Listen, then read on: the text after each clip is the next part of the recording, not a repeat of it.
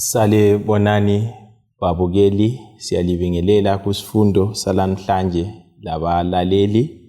Singena kulesi sifundo okhulumayo umfundisi uMishael Ndlovu. Ngizacela abangane baziveze. Salibonani lonke, igama lami nguJack Thulani Moyo.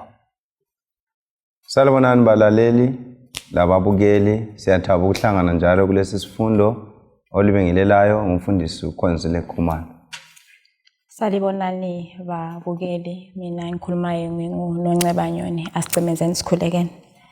Baba wethu osekhaya ezulwini, siyabonga elinye ithuba esiliphiwa ukuthi sizofunda kangcono ngawe. Besicela ukuthi uthumele uMoya oNgcwele abuye abe nguye ozasikhokhelela. Besicela ukuthi ngenxa yamathuba afana nalawana lawo sibe lesimilo esifana nalesakho, ukwenzela ukuthi nxa usubuya sizothatha abayenze intando yakho sitholakale ekhaya ezulwini. Egameni likaJesu siyakhuleka, amen. Siyabonga, sikhangela ibhuku lamahubo kuzihlabelelo, ikanti kule mpawu ezitshiyeneyo kumele sizinanzelele nxa sifunda isifundo sanamhlanje, ezilobudlelwano lemifanekiso, ezilobudlelwano lezibonelo, ezilobudlelwano lesiprofeti. So kunengi ke okulokwenza lesiprofeti ebhukwini lamahubo elezihlabelelo esizafunda ngakho ngokugcweleyo ngosuku lwanamhlanje kusakhela esifundweni eseviki elidlulileyo. Siza kufunda ke indinyana yokwaziwa ngekhanda etholakala kumahubo, isahluko ngesika 64, ivesi ngelesithathu lelesine. Sizacela usifundele 67. Oh yeah, 67. Ithi yona, sengathi abantu bangakudumisa oNkulunkulu, sengathi bonke abantu bangakudumisa, sengathi izizwe zingajabula zihlabele ngentokozo, ngokuba wena ubusa abantu ngokulunga, ukhokhele izizwe zomhlaba. Siyabonga, isifundiwe indinyana yokwaziwa ngekhanda. Kuyini ke okuqhakathekileyo okumumethwe indinyana yokwaziwa ngekhanda?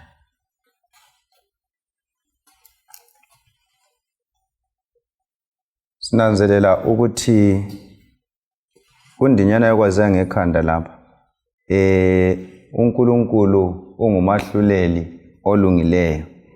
Kathi njalo uNkulunkulu uza kubusa izizwe. Izinto ezimbili engizifumana laphana kundinyana yokwaziwa ngekhanda. Okunye ngunanzelelayo ukuthi nxa iqala laphana ikhuluma ukuthi izizwe siza kudumisa uNkulunkulu ngoba uwahlulela okulungileyo.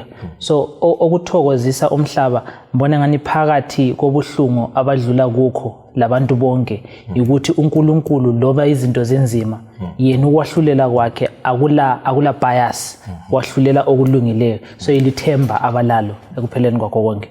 Siyabonga. So umlobi usivezela lokho okumele sikwenze kathesi kule ivesi. Aphinde futhi njalo asiyethulele lokho okuzenzakala ekupheleni kwesikhathi.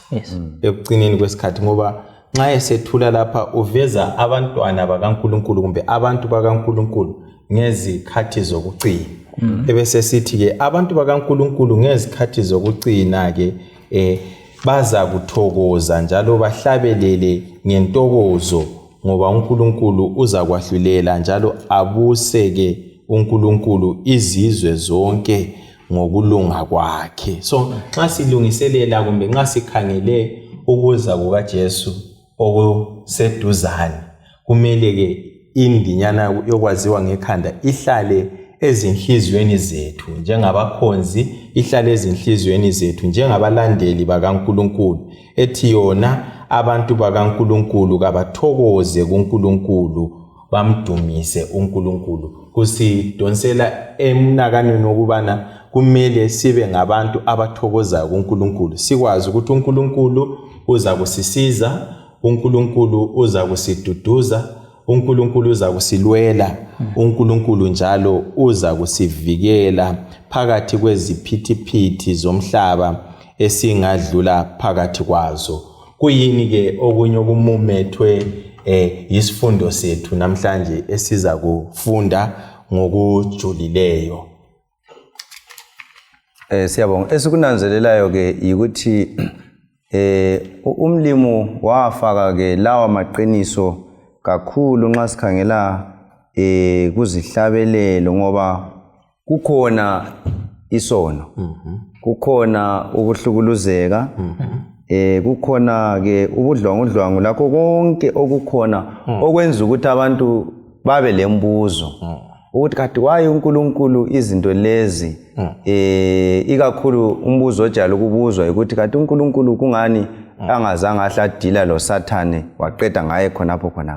So zathola ukuthi ke uMahubo uyasincedisa ukuthi sizwisise izehlakalo zokucina esizifumana kakhulu ebhukwini likaSambulo, kodwa sizithole kubani kuMahubo ukuthi uNkulunkulu uza kubamba njani lokho kuze kuyefike ekugcineni. So kube sekusinika ke ukuthi singakuzwisisa sesihlala silethemba la nxa siphakathi kwalezo zinto, kumbe la nxa siphakathi kwaleyo mumo eyabingamnandi. Now lapha asondaba yethemba kuphela, kumele sihlale ethembeni phakathi kwemumo enzima. Kodwa uMahubo izihlabelelo lapha usinika omunye umnakanyo ojulileyo futhi, okubana kumele sibe ngabantu abahlala ethembeni, siphenduka nsuku zonke, inhliziyo zethu ziguquke, zikhangele kuNkulunkulu ngazo zonke izikhathi. Ngakho ke uNkulunkulu ke uphakathi komsebenzi omkhulu, ngokwethulo kwesifundo uphakathi komsebenzi omkhulu wokubisela izinto zonke zonwe yisono esimweni sazo, phakathi komhlaba oleziphithiphithi ezitshiyeneyo, phakathi komhlaba olezinswelo lensiza ezitshiyeneyo. uNkulunkulu ke ubhizi ngokubisela abantu kulokho okumele kube yikho khona. Ngokunye ke balaleli lababukeli esiza kufunda ngakho esifundweni sanamhlanje ukubana izinto zonke ziza kulunga, izinto zonke ekupheleni ziza kuhamba ngendlela uThixo, ngendlela uNkulunkulu afisa ukubana ke siphile ngayo, njalo afisa ukubana ke zihambe ngayo. Siza kucela ke usifundele kuMahubo isahluko ngesika 46 ivesi, uzaqala evesini lakuqala usiya kuvesi ngelika 10. Ethi yona, uNkulunkulu uyisiphephelo sethu lamandla ethu, usizo oluhlezi lukhona nxa kulohlupho. Ngakho kangiyikwesaba umhlaba ungaze ubhidlike, lezi ntaba ziwele ekujuleni kolwandle, loba amanzi alo okoma ekubhazela, izintaba zivevezele ngokuqubuka kwalo. Kukhona umfula oziphethu zawo zithokozisa idolobha likaNkulunkulu, indawo engcwele okuhlala kuye ophezu konke. uNkulunkulu ungaphakathi kwalo, kayikuwiswa. uNkulunkulu uzalisiza ngovivi lokusa. Izizwe ziyahlokoma, imibuso iyachitheka. Ukhupha ilizwi lakhe, umhlaba uncibilike. uJehova usomandla ulathi, uNkulunkulu kaJakhobe uyinqaba yethu. Wozani libone imisebenzi kaJehova, incithakalo aseyenzile emhlabeni. Uyathulisa izimpi kuze kube semikhawulweni yomhlaba. Uyalephula idandila avadlaze lomkhonto, uchisa izihlangu ngomlilo. Thulani lazi ukuba mina nginguNkulunkulu, ngizaphakanyiswa phakathi kwezizwe, ngizaphakanyiswa emhlabeni. Amen. Siyabonga. Sikhula kulebala lesikhiwa elalikhanya lilibala lisindayo kakhulu. Ibala elisithi tranquility. Leli bala lisitsho ukuthula. So lesi sahluko esisifundayo lapha sisivezela ngoNkulunkulu oyisiphephelo sethu, njalo ngoNkulunkulu onqobayo izizwe zonke. kusho ukuthi ke phakathi kwakho konke uNkulunkulu ungumnqobi. uNkulunkulu nxa singayama kuye simethembe ngazo zonke izikhathi uza kusinika ukuthula okunjengomfula. Uzasinika ukuthula esikudingayo emumweni echiyeneyo enzima. Kuyini ke okunye sikutholayo kulesi sahluko esesifundiwe? Mbona ukuthi lapha isiphephelo sethu asiso siphephelo mbona esesimele ukuthi sizabuya phambili. Ngani nxa sihamba through izikhathi lezi ezinzima la uNkulunkulu uhamba lathi kuzikhathi zona lezi ezinzima ngoba esilungiselela okungcono kuza phambili. Bona umlobi yathindela phansi akuqathaniswa okungcono lalokho kwenzakalayo kodwa kuqathaniswa isimo esilaso khathesi lesithembiso sokuhle kulalokho esilakho. So kunika umfanekiso ukuthi nxa ufunda nzahamba futhi ku Mahubo u23 ekhuluma ukuthi uma ngihamba ethunzini esigodini sethunzi lokufa angiyikwesaba ngoba ngiyazwisisa ukuthi ulami. So kumele sibe lo mfanekiso nalo ukuthi uNkulunkulu kahambi lathi makukuhle kuphela but loba izinto sizijintshile sokumnyama ungena lathi phakathi and isiphephelo sethu siqina ngoba usehambile ebunyameni bona lobu before thina sihamba kubo. So whatever siza kubona ebunyameni lobu kuqale kwadlula kuye thina kubuya kithi sokuqathanisa sokuweyiwe babona ukuthi we can singanelisa ukuma ngoba yena uhamba phambi kwethu.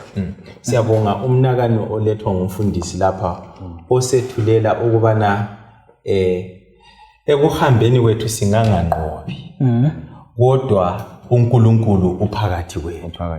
Njalo uNkulunkulu nxa ephakathi kwethu uNkulunkulu uyisiphephelo sethu. So uvesi ngelika 2 ngizacela umbambele uvesi ngelika 4. Uvesi ngelika 2 uthi yena nxa uNkulunkulu eyisiphephelo sethu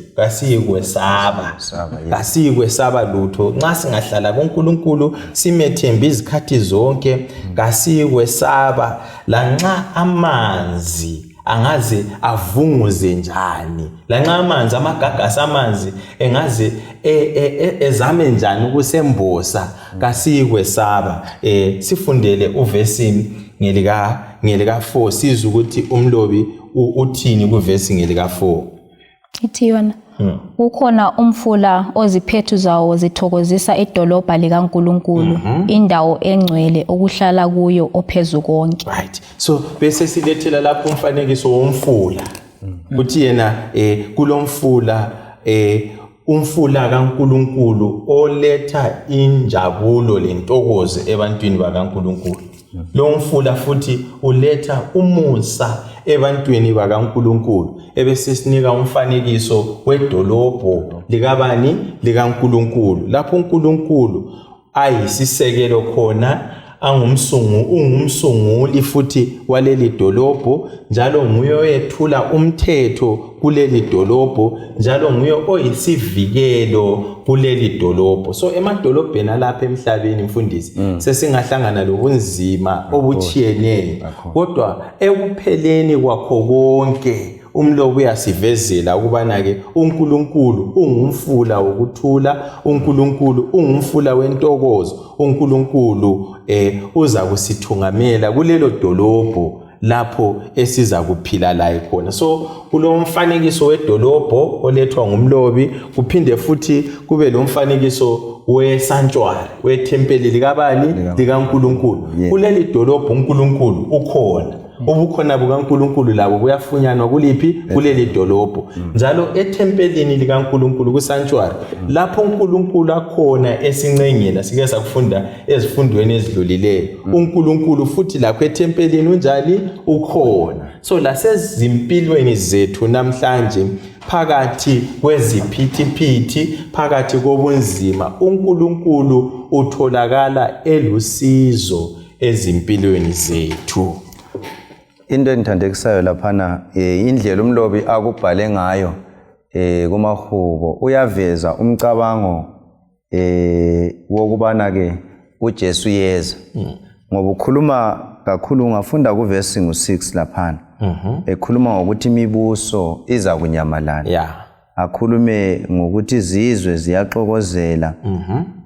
Ungaqhubeka uye ku verse 10 ukhuluma ukuthi ethulani lazi ukuthi mina ngiza kuphakanyiswa ngaphi ezizweni. So lokhu kuyasinika ke ithemba elikhulu elokuthi yebo sesizwile ukuthi amanzi azahlokoma, sesizwile ukubana ke izintaba umhlaba uzanyikinyeka. Ngamanye amazwi i-present situation ngumumo esiyabe sikiwo khathesi.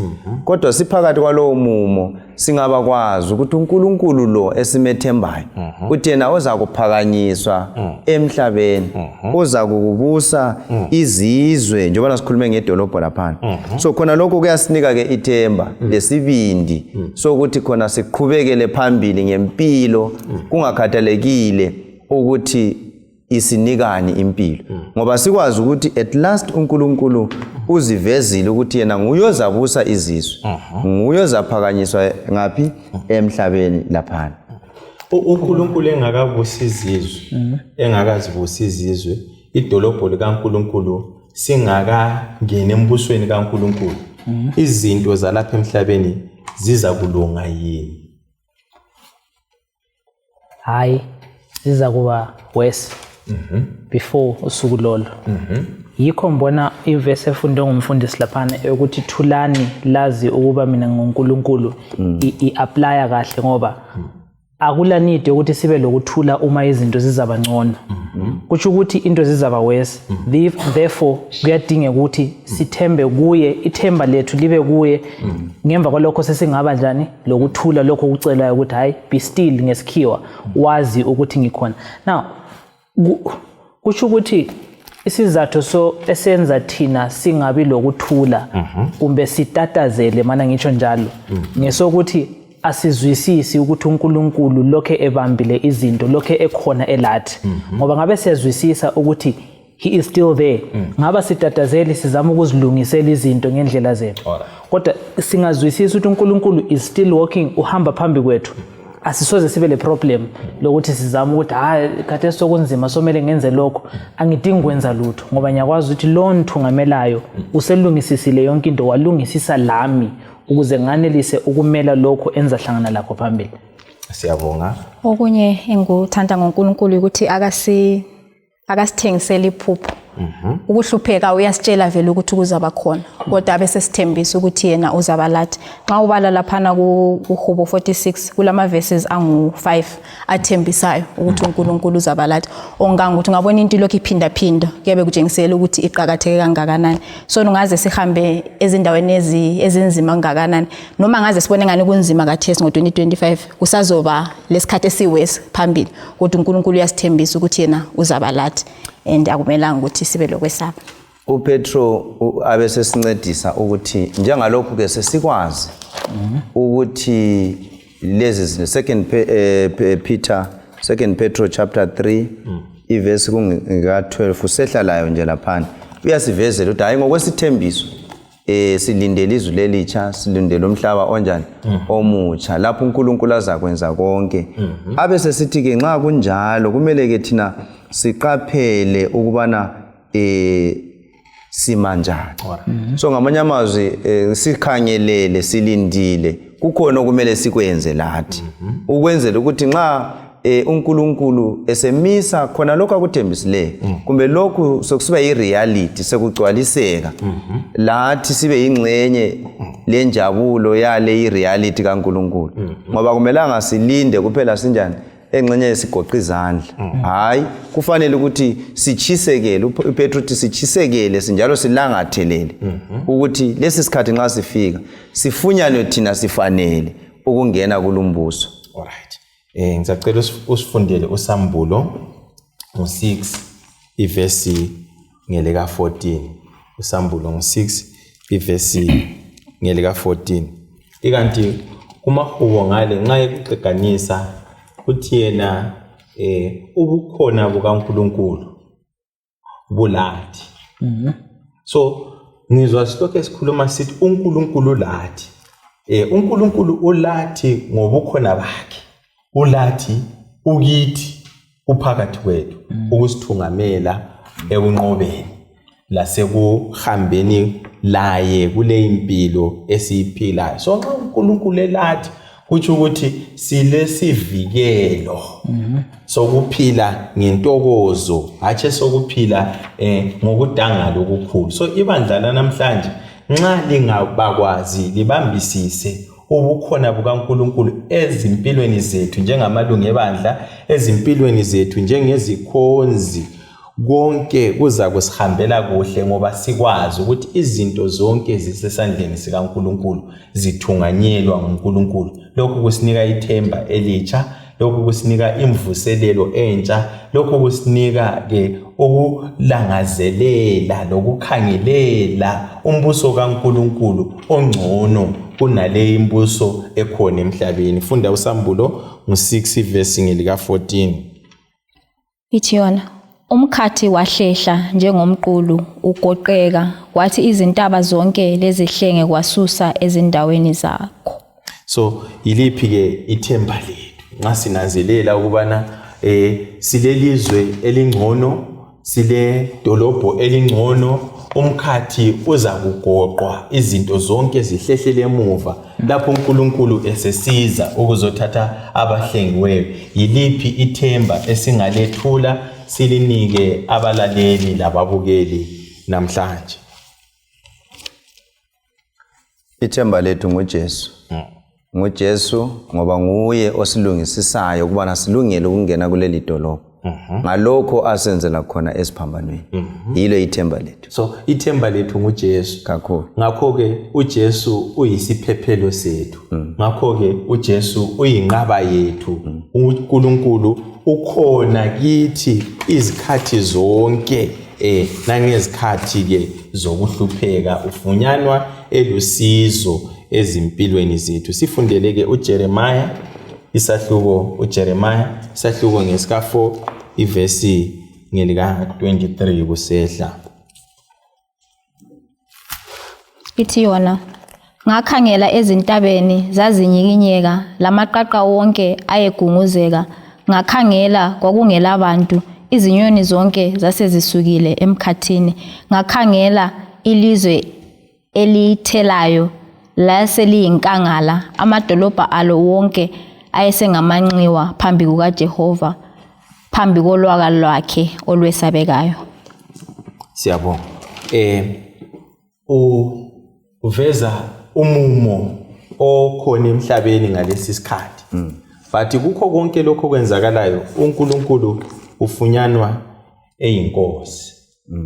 uNkulunkulu ufunyanwa eyinkosi ebusayo, emileyo lokhu ithungamela. Amakhosi omhlaba sebhidliziwe, lezinto zonke sezingasekho. Kuyini ke okunye sikutholayo laphana ke kule ivesi lalawa amavesi afundiweyo? Nanzelela ukuthi kulungisiswe umhlaba kufuna vele kwenziwe ngendlela okuchaswe ngayo la. Emafonini kulento leyana okuthiwa i-factory reset.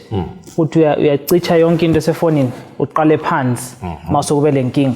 Ngani uNkulunkulu usinika umfanekiso wokuthi kulungiswe konke lokho akwenza ukuthi ngibe ngiuguqula umhlaba kancane kancane ukustate esikuwo. Hayi, kumele ngibhidlize konke lokho kuqale kuphela then senilungisisa kahle umhlaba.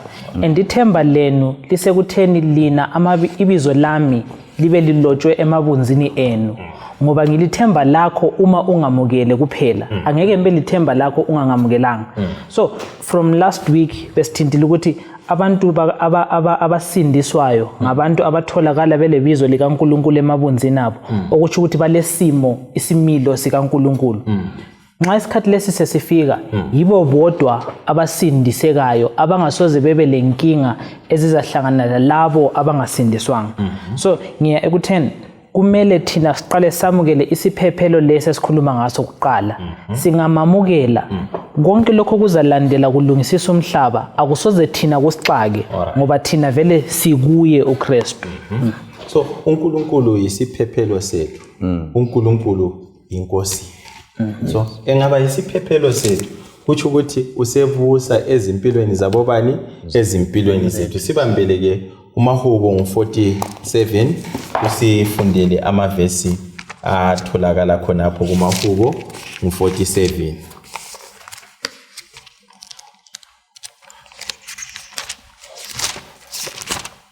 Esayikhangela lapha uMahubo ngu47 usivezela ukuqhubeka kokubusa kukaNkulunkulu.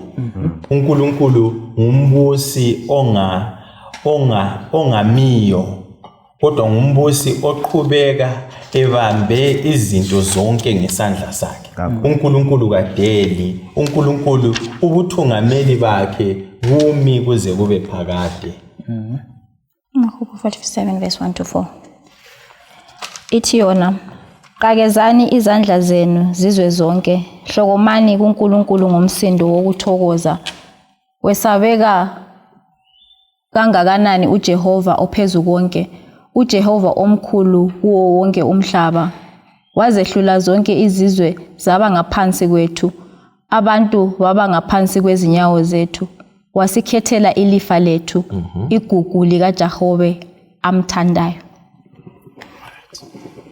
Fundisi Khumalo. Kuyini okuzwisisayo kule ivesi? Umlobi lapha usivezela kakhulu okuza kwenzakala. Mina nxa ngikukhangele ngibona izinto ezimbili, ukuthi uNkulunkulu uyabusa, uNkulunkulu nguye ozabusa izizwe. Lokhana maybe ngizawuchasisa later. Okwesibili engikutholayo lapha ikakhulu ivesi ngu3 lapho ekhuluma ukuthi abantu wabehlisela ngaphansi kwethu, lezizwe yazibeka ngaphansi kwenyawo zethu. Uzananzelela ukuthi iBhayibheli iveza ukuthi nxa uJesu ezakubuya ebonakala, iBhayibheli ithi khona ababi baza kuchaywa inkazimulo yakhe, babe ngabafileyo, nezidumbu zabo ziyasala zithe wathalala ebusweni bomhlaba. Abalungileyo baya kugijima bemhlangabeza. So ngeyinye iangle engiyithola iBhayibheli iveza laphana ukuthi baza kuba ngaphansi kwezinyawo zethu.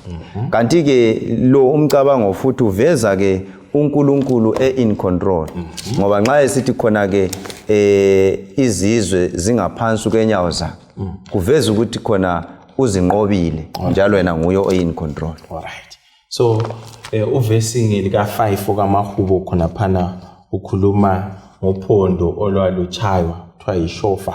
Uphondo lolo lwaluchaya kuthiwa laluchaywa lumelele lusymbolize ukubana ngolunye usuku uNkulunkulu uza kubusa umhlaba wonke. Lithemba elitsha leli elokubana uNkulunkulu uza kuba umbusi womhlaba wonke. Ngakho ke kakula mbuso emhlabeni osefu nxa ungayamanga kuNkulunkulu. Akula sizwe esivikelekileyo, esilokuthula, esilokuphumelela nxa singabekanga ithemba laso kuNkulunkulu, ngoba uNkulunkulu kulesi sahluko sifezela ukuthi lezi zizwe zonke ziza kunjani, ziza kubhidlizwa. Kodwa umbuso ozakuma kokuphela ngumbuso kabani? Ngumbuso kaNkulunkulu. Sifundele futhi uFilippens ngu3 ivesi ngelika 20. Ithi yona, kodwa elethu ikithi lisezulwini, njalo simlindele ngokuchiseka umsindisi evela khonale, iNkosi uJesu Kristu. Lingaphi kithi mfundisi Jack? Kodwa ikithi lisezulwini. Na benilokho ngizama ukucabanga enye into. Ukuthi kuqala umfanekiso wokuthi izizwe zizaba phansi kwenyawo zethu.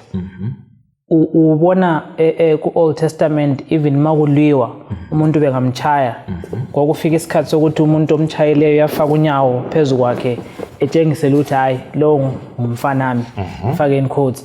Now lapha umfundisi sekuthintile already ukuthi long term later on uNkulunkulu uzafaka konke lokhu phansi kwenyawo zethu. Ngibuyele emuva futhi ukuthi konke lokhu kufakwa ngaphansi kwenyawo zalabo abakhethe ukuthunganyelwa ngoNkulunkulu. Na mase sifika lapha ekutheni ikhaya lethu vele alikho la. So silungisiswa ukuze sifanele ukuthi singene kulelo khaya elizayo. Ngoba kula muntu le ongangena kulelo khaya engalungisiswanga, engathunganyelwanga, engayeluswanga uNkulunkulu. So uma ngifisa ukuthi ngibe lesabelo ngingene lami la, kumele ngiqale ngihambe laloza ngingenisa la, ngoba ngingeni ngingedwa. Angeke ngikhanye nithutshe sensegedini sengikhona ulethwe ngubani, ubuyelo bani. So ongena elizweni leli uhamba ngemva kukaJesu, uthunganyelwa nguJesu. So asivumeni kuba lesimo sakhe ngokuhamba laye ukuze lathi singene la. Xa sigoqa le imephu usibambele uSambulo 22 verse ngeli ka2.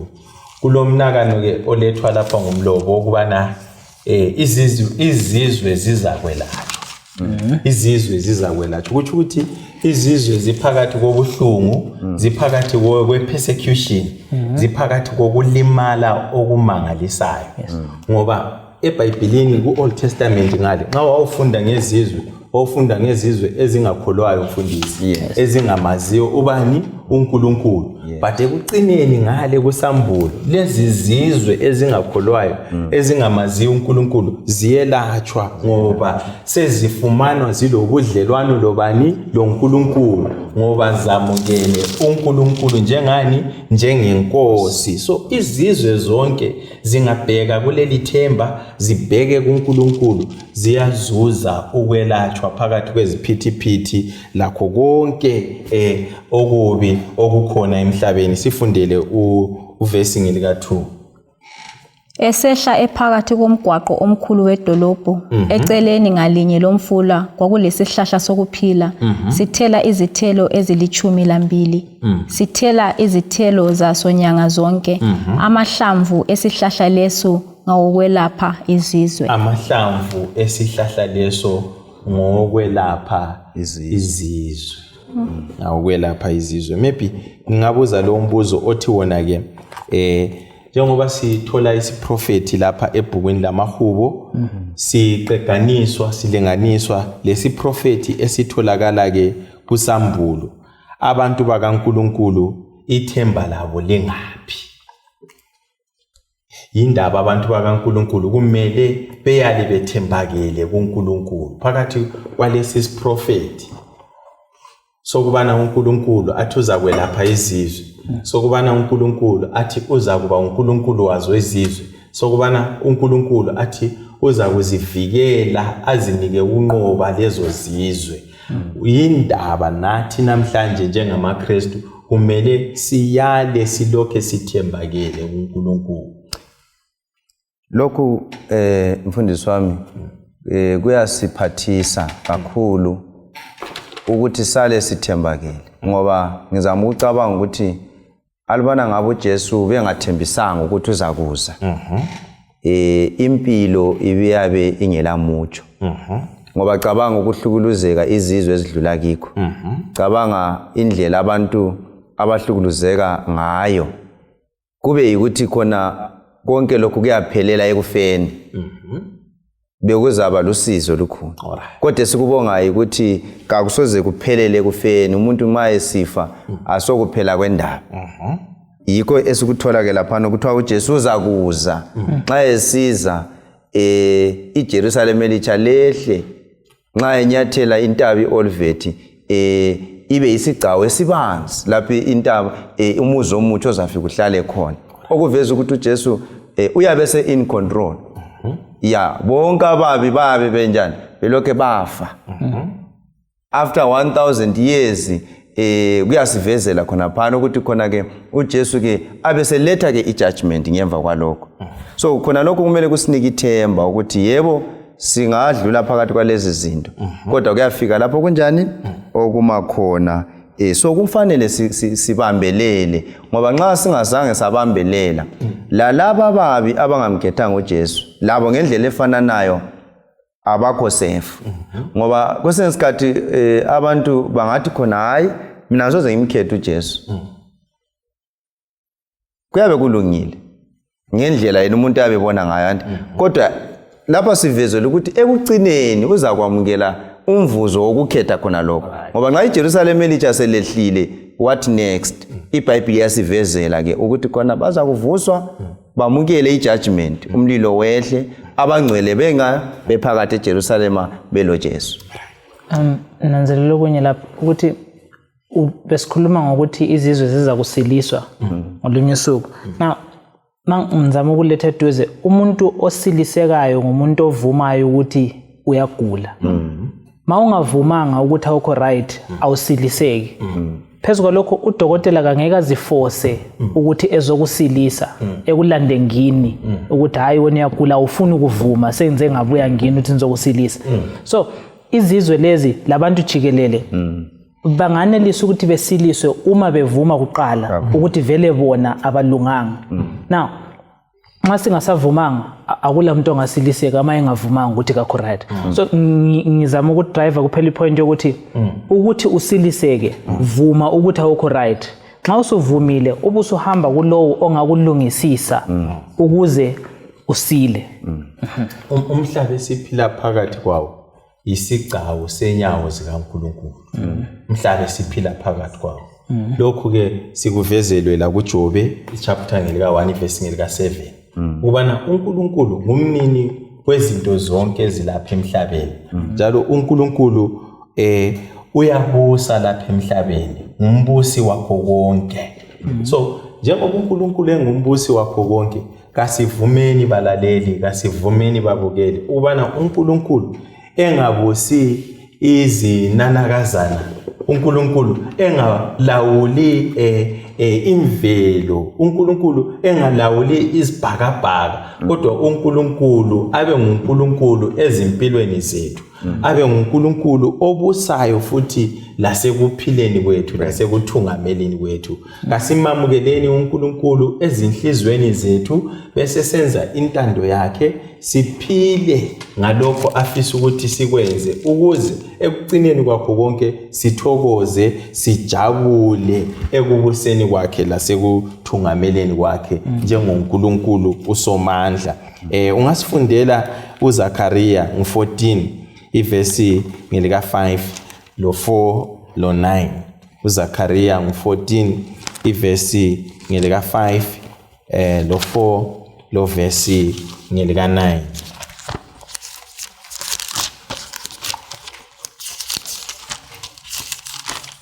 Zechariah 14 verse ngelika ivesi ngelika 5 lizabaleka ngesigodi sami sentaba ngoba sihamba size siyofika eAzeli lizabaleka njengalokho elakwenza libalekela ukuzamazama komhlaba ngezinsuku zika Uziya inkosi yakoJuda lapho ke uJehova uNkulunkulu wami uza kuba elabo abangcwele bakhe. Lo verse bani funda lo verse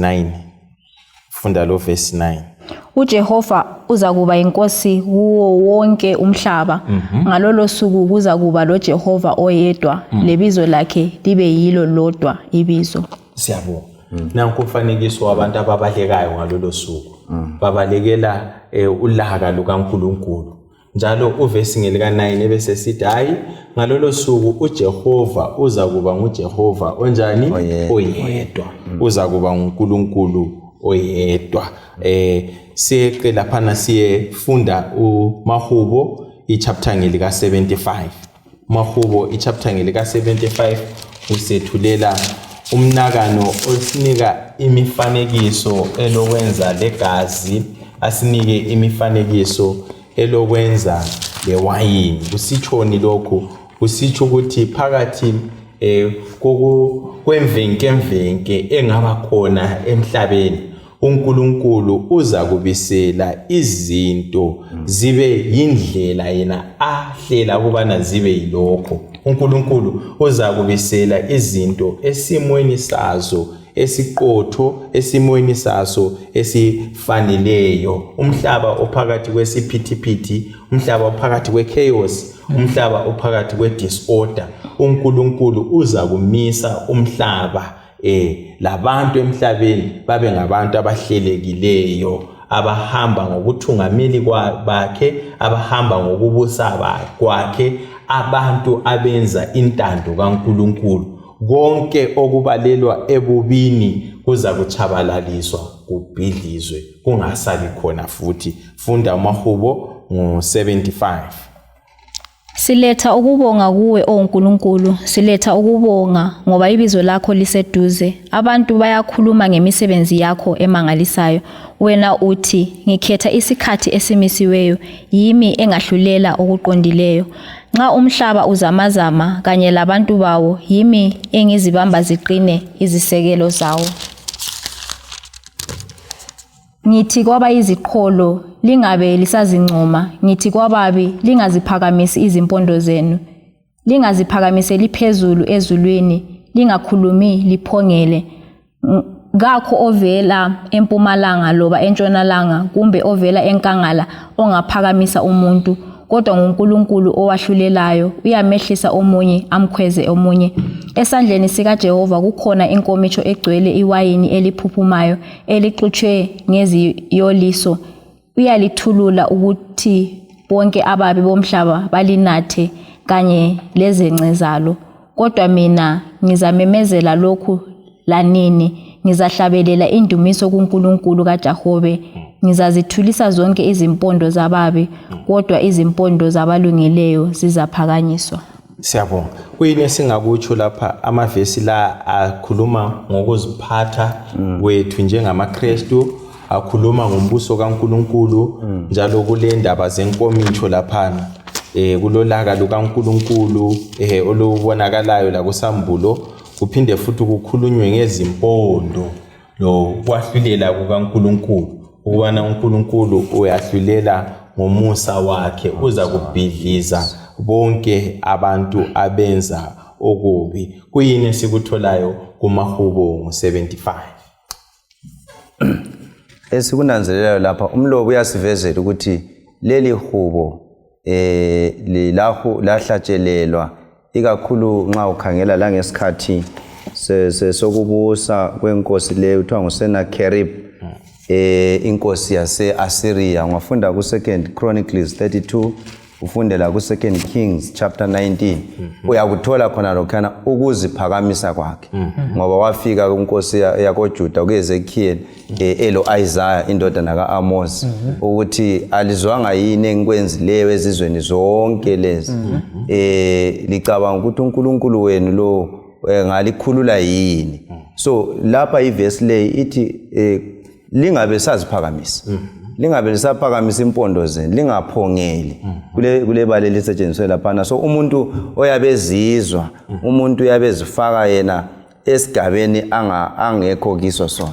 So zananzelela ke lapho esikutholayo ukuthi uNkulunkulu unika isixwayiso ukubana ke abantu kabangabi sendaweni kaNkulunkulu, kabangaziphakamisi, ngoba ungafunda ngaye lundoda wafa ngendlela ebuhlungu ngenxa ukuthi wa-challenge uNkulunkulu. Ungabuyela futhi esike safunda ngakho ebhukwini kaDaniel ngeziprofethi lezo, athola ukuthi uNebukadnezar laye wa-challenge uNkulunkulu nxa abafana labana abathathu babe sebalile ukukhothamela ini isithombe sakhe, wathi ngubani uNkulunkulu ozalikhulula esandleni sami. So uzathola ukuthi ke wayengasa-challenge abafana kuphela, but wayese-challenge lo uNkulunkulu, ngoba wayese-challenge ini uNkulunkulu ngokwakhe. Then umlobi futhi abesesinika isibonelo sokucina salo ufilosofa othiwa nguFriedrich Nietzsche, laye wakhuluma ngendlela eyokuthi abantu bangaba ngoNkulunkulu bona ngokwabo. So khona lokho kuyavele kuhle kusivezele ukuthi uNkulunkulu yinto angeke ayivumele ukuthi umuntu ame endaweni yakhe. Yikho ke sithi khona ke uza kuphakama aziqume impondo, kusitsho ukuthi ama-powers wonke abantu abangathi balawo uNkulunkulu uyabeza kuqhuma khona lo. Hayi, siyabonga. uNkulunkulu asimbekeni simiseni endaweni yakhe. uNkulunkulu kathathe indawo yakhe ezimpilweni zethu. Kule ndaba lapha eyethulwayo eyenkomitsho laka lukaNkulunkulu. Xa uNkulunkulu engasamiswa ngendaweni yakhe, xa uNkulunkulu engasananzelelwanga ukubana uNkulunkulu obusayo, obusizizwe zonke, abantu besebe hlamuka njengoSathane, bazimise bahlale esihlalweni sikaNkulunkulu uthi yena uNkulunkulu abantu abanjalo baza kunatha iwayini yolaka lukabani lukaNkulunkulu. That is Msambulo ichapter ngelika 14 iverse ngelika 9 to 2. yeah ungasibalela uverse ngelika 10 ithi yona laye uzanatha iwayini lentukuthelo kaNkulunkulu elithwelwe ngamandla agcweleyo enkomitshini yolaka lwakhe. Uzachukuluzwa ngesolufa elichisayo phambi kwezingilosi ezingcwele laphambi kwewundlu. Right. So kulokhe kulethwa lapha indaba yenkomitsho leyi. Kuyini esingakutsho ngayo le indaba ngoba iveziwe futhi ngale kumahubo ngo75 ubana inkomitsho leyi igcwele iwayini njalo uNkulunkulu ulithululela kumahubo kuthiwa uNkulunkulu uluthululela iwayini lelo ebantwini bonke abenza okubi. So kulobudlelwano phakathi kukaSambulo ngo14 iverse ngelika 10 lo mahubo ngo75 iverse ngelika 8 futhi singamqeganisa laye futhi lo Sambulo isahluko ngesika 20 ukubhidlizwa kwabantu abayalintando kaNkulunkulu ukubhubhiswa kwabantu abangalasiloyiso sokwenza lokhu uNkulunkulu akufisayo. Khona phana engunanzelelayo kunye ukuthi kahle thina besingela sabelo kunkomitsho leyi kuwayini leyo kukhulunywa ngayo eyolaka lukaNkulunkulu. Bekungamelanga vele thina kube sokuthiwa izathelelwa labantu ngoba abantu kahle kwakumele kube ngabantu abakhonza uNkulunkulu kuphela. Into leyi yayilungiselwe isitha esikhulu umgobho omdala uSathane ngokungokwakhe lokho. Now thina ngokukhetha ukuzenza boNkulunkulu njengoba iphilosopher leyo sitsho sesizinike isabelo sokuthi lathi sibe lengxenye ekunatheni iwayini leyi. Kodwa ngabe besikhetha kahle ukuthi silandele uNkulunkulu lemlayo yakhe vela ngeke sibe lenkinga yokuthi lathi sizaphuza sizanatha okusenkomitshini leyi. So kuyasikhumbuza kuphela ukuthi thina kumele sisebenzise i-choices zethu ukuthi sikhethe ukulandela uNkulunkulu ukuze nxa sokuthelwa iwayini leyi thina vele singabi la kwesaba ukuthi kahle lathi singaba affected. Hayi, we know ukuthi thina silo uNkulunkulu okwethu okusimeleleyo ngokuhle kuphela ekupheleni kwakho konke. Alright. iBhayibheli mfundisi lithi baza kunatha. Kwenzakala nini khonoko? Yeah. Okay, nxa ngizaphendula khonapho bemfuna ukugcizelela khonaphana ukuthi lokhu uNkulunkulu kakukhulumeli ukuthi sibe sesimkhonza ngokumesaba. Hayi, uNkulunkulu ukukhuluma esivezele ukuthi i-end result yale choice. So kukimi ukuthi mina mfuna ukuya kule end result ezayenzakala isiphetho sokukhetha kwami kumbe ngibe kulesi isiphetho. So nxa ke uNkulunkulu esesithi baza kunatha ukhuluma ke ikakhulu kuSambulo laphana laba babe balile ngoba abantu abona uSambulo 14 esimfundileyo akazimelanga yedwa ubuya from verse 6 lapho kuqala kuthunyayo livangeli laphakathi le indilo sesithathu sizokhuluma ke ngewayini lolaka likaNkulunkulu ngemva kokuba ingilosi yokuqala ikhulume ngokuthi yayiphethe ivangeli laphakade ukuluchumayela ezizweni ezindimini emhlotsheni yonke. So ngamanye amazwi uNkulunkulu uqala nika abantu ivangeli. Kuyini ivangeli? Zindaba ezinhle zokusindiswa. So umuntu angayala ke indaba ezinhle then isiphetho sesisiya lapha. So bemfuna ukufitizela khona phana ukuthi ke uNkulunkulu akakhangelanga ukuthi simkhonze ngoba sisesaba ukuthi kule nkomitsho yolanga. Uqale wasinika ivangeli umusa wakhe kubana samukele ngoba lokhu vele kwavele kwalungiselelwa njengoba umfundisi echilo laphana isitha lezithunywa zawo. But singayekela thina ukuthi sithathe ichoice eright sesiza kuba sehlangothini lesitha ekucineni lapho ubani uJesu senjani esebuyile after i1000 years lesiyana. Yikho le nkomitsho singayinathi kathi kakhulu ngoba ukwahlulela uNkulunkulu abantu abazayinatha le nkomijo ngabantu abazakwahlulela befumane bengalenzi intando kabani kaNkulunkulu then bese benatha le nkomijo. Siza kufunda ke kuMahubo isahluko ngesika 67 uzasifundela uvesi ngelika 1 kusiya kuvesi ngelika 6. Ithi yona sengathi uNkulunkulu angaba lomusa kithi asibusise ahlanganise ubuso bakhe kithi ukuze izithelo zakho zaziwe emhlabeni insindiso yakho kuzo zonke izizwe. Sengathi abantu bangakudumisa oNkulunkulu, sengathi bonke abantu bangakudumisa. Sengathi izizwe zingajabula zihlabele ngentokozo ngokuba wena ubusa abantu bakho ngokulunga ukhokhele izizwe zomhlaba. Sengathi bonke abantu bangakudumisa oNkulunkulu, sengathi abantu bonke bengakudumisa wena. Lapho ke umhlaba uzathela isivuno. uNkulunkulu wethu uzasibusisa. uNkulunkulu uzasibusisa uthi yonke imikhawulo yomhlaba izamesaba. Sengathi abantu bakho bangakudumisa uNkulunkulu, sengathi abantu bakho bangakudumisa. uNkulunkulu uzakusibusisa, uNkulunkulu uzakusibusisa. Kuthi ukuthi abantu abazakulandela lokho ekufundwela bakubambisise kube ngumphako wendlela yenkambo yokukholwa. Ekugcineni kwakho konke abantu abanjalo bazakufumana usindiso. Angikwazi ukuthi kuyini esikutholayo laphana kuchasiswa into eziningi kulesi sahluko ezilokwenza lokuncediswa kwabantu abayizoni ukuphendukela kuNkulunkulu lokubana bakhangele kuNkulunkulu ukuze bazuze ukubusiswa nxa bemdumisa uNkulunkulu, ukuze bazuze ukuvikeleka lokuphepha empilweni yesono. Bese kusithi ke labo abangasozoni bayakhuthazwa ukubana babe ukukhanya kwelizwe, babe ukukhanya komhlaba, ukukhanya ke okungekho ngaphansi kwetafula kodwa ukukhanya okubonakalayo okudala indonsela nomahluko kwabanye abantu. Kuyini ke esikutholayo kulesi sahluko? Nanzelela ukuthi uNkulunkulu ulungisise indlela yokusibuyisela kusimo esasikiso kodwa singabhidlizwa iglory yakhe. Ngoba kusifunda esidluleyo sihle saphiwa umfanekiso omuhle ukuthi uNkulunkulu uyafisa ukuthi simbone kodwa ngesimo esikiso khathesi akuvumi ukuthi simbone sisale siphila. Ikho kutshoyo.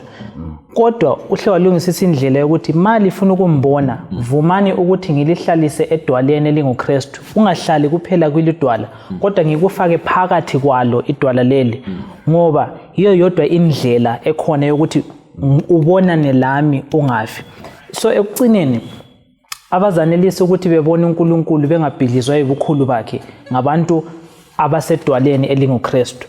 Laba abantu abasedwaleni elinguKristu abahlalanga kuphela edwaleni elinguKristu kodwa bahamba beyetshela abanye ngobuhle bokuhlala edwaleni ukuze labo bebuye bezohlala edwaleni ukuze bephephe kulokho kuzayo ngesikhathi sokugcina. Ihubo leli liletha intando kaNkulunkulu ngoba indlela elilotshwe ngayo ukuthi sengathi abantu bakho bangakudumisa. So ngamanye amazwi kuyinjongo kaNkulunkulu ukuthi intando yakhe yaziwe emhlabeni. Lokho kunye sikufundile kuza kuba lokwahlulela, kuza kuba lenkomicho yolaka, kumele kube njalo ngoba kulotshiwe. Kodwa kungakafiki khona lokho, intando kaNkulunkulu ukuthi indlela yakhe yaziwe ebantwini. Sithi reflect inkazimulo yakhe njengoba nekubeka lapha. So ngamanye amazwi ke abakholwayo asebemfumene uNkulunkulu balomlando omkhulu ukuthi khona banjani bayiveze indlela kabani kaNkulunkulu ayiyo ayifisayo ezakwenza ukuthi abantu bangazitholi sebenatha ke le inkomicho yani yolaka ngoba isifiso sakhe uNkulunkulu prior to everything ukuthi indlela yakhe lentando yakhe yaziwe emhlabeni. Now nilinika umzuzu yokugcina yodwa. Kuthiwa ibandla lokugcina insani lizalandela iwodlu loba lisiya kakhulu. Ikanti sibona abalandeli bakaNkulunkulu emuva ngale bephambuka entandweni kabani kaNkulunkulu. besenza izinto ezimbi. Kuyini ke esingakuchiyela abalandeli bakaNkulunkulu sibanike ithemba lokubana ngezikhathi zokugcina kuyeneliseka ukulandela uNkulunkulu kuze kufike emaphethelweni. Ngizaqala ngomfowethu umfundisi bese ngibuya kuNongceba bese ngibuya kumfundisi uKhumalo bese sikhulelele. Ngizaphinda njalo ngithi indlela iyodwa engasisiza ukuthi sanelise ukuhamba ngezikhathi ezinzima engeyokuthi sivumele ukuthi uJehova aseluse ahambe phambi kwethu. Uma ehamba phambi kwethu konke lokho kuzayenzakala, akusoze kube inkinga kithi ngoba thina siyakwazi ukuthi silomalusi obesithungamela. Siyabonga. Mina engunanzelelayo ukuthi i-blueprint silayo vele from emuva. Lama mistakes abantu basemuva sebesenzele. Simbonile ukuthi uSathane ngokuzama ukuzifaka endaweni kaNkulunkulu kwamuyisa khona khona. Sabona uNebukadnezar la ezama ukuzifaka endaweni kaNkulunkulu kwamuyisa khona khona. Sabona uFaro la ezama ukumisana la uNkulunkulu kwamuyisa khona khona. And then sabona uJesu yena ebuya ehamba ngendlela uNkulunkulu ayefuna ahambe ngayo wanqoba. So lathi ike singakwenza ukuthi singazama ukumisana lo uNkulunkulu indlela yangikhona vele isiphetho siyi1 siye kulahlweni. Kodwa singabuya silandele indlela kaNkulunkulu njengoba uJesu wayilandela. Akula ngenye indlela yokunqoba kuphela. Siyabonga abalaleli nababukeli. Nansi indaba ke endala ethi uNkulunkulu yisiphephelo sethu. Nansi indaba endala ethi uNkulunkulu ngumbusi wakho konke okukhona emhlabeni. Nansi indaba endala edinga ukuthi simlandele, simkholwe, simkhonze, sidele konke okubi, sibe ngabantu bakaNkulunkulu. Ebese sithi yena ke uNkulunkulu uza kwahlulela izizwe. Nxa esahlulela asikhetheni senze izinqumo ezithembakele ezinhle bese siphila impilo yokukhonza lokudumisa uNkulunkulu. Over to you mfundisi uSikhulelele. Hayi engakutsho kubalaleli lababukeli ukuthi uNkulunkulu lokho ebamba izintambo. Ungakhathalekile imume sikiyo nguye obamba izintambo uza kunqobe ugcineni. Okwathesi thina engakezi uJesu silomlando wokufakaza ngobuhle bakhe la ngesifiso sakhe sokuthi abantu kabamamukeli ukuze baphephe ekugcineni kwesikhathi. Ngizanxusa kubana sibe lomthandazo sivala lesi sifundo. Baba othandekayo sezulwini, siyabonga Nkosi ukuthi ulokho unguNkulunkulu wethu izolo nanamuhla kuzobe naphakade. Siyabonga lesi sifundo esisikhumbuzayo kubana wena unguNkulunkulu okhona ofunyana olusizo ngaso sonke isikhathi. Siyabonga njalo ukubana usiphile umlando lapho sesifumene uJesu ukuthi siyekwabela abanye. Siyawudinga ke umoya wakho ingcwele ukubana usithungamele ukuze Nkosi senelise ukwaba leli qiniso lalolu thando oluvezileyo ezizweni zonke ukubana uloyisa ukuzibusa ngokulunga. Siphathise ke Nkosi umuntu munye ngamunye khulekela umlaleli lombukeli munye ngamunye ukuthi nxa uza kuphakama wena njengoNkulunkulu ekupheleni kwezinsuku vuma ukubana izinhliziyo zethu zikwamukele siphile lawe sihlale lawe sihambe lawe ekupheleni kwakho konke usisindise sibe khona ekhaya ngoJesu umsindisi yakhuleka. Amen. Amen. Amen.